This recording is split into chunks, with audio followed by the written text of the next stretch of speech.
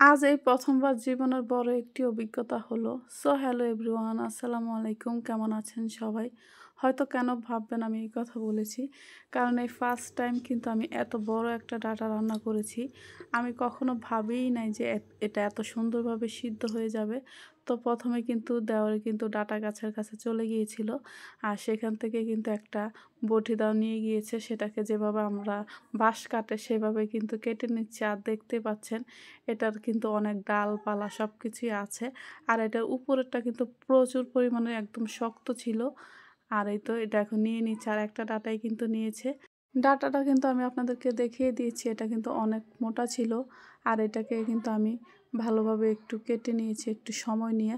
আর দেখতে পাচ্ছেন এটার খোসা ডাঁটার থেকেও কিন্তু অনেক বেশি ছিল।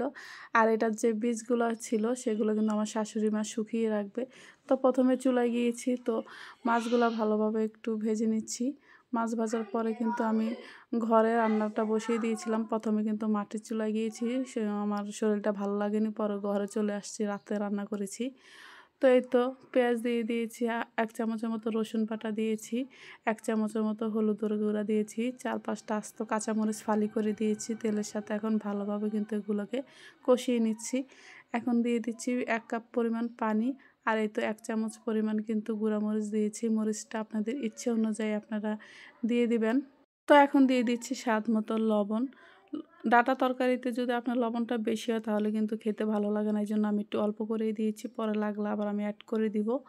তো এই তো ১ম এ ডাঁটাগুলো দিয়ে দিয়েছি। এখন কিন্তু আমি এটাকে কিন্তু ২০ মিনিট কিন্তু কষিয়ে নিয়েছিলাম। কারণ আমি ১ম এ কিন্তু অনেক রিস্ক বলতে পারেন। আমি মানে ভাবছিলাম সিদ্ধ হবে কি না হবে না।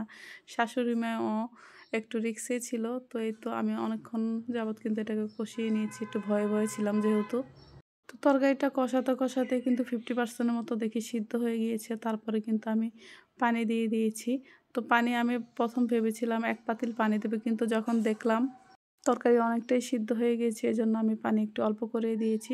এখন কিছুটা যখন বলক চলে আসছে, তখন কিন্তু আমি মাছগুলা কিন্তু দিয়ে দিব।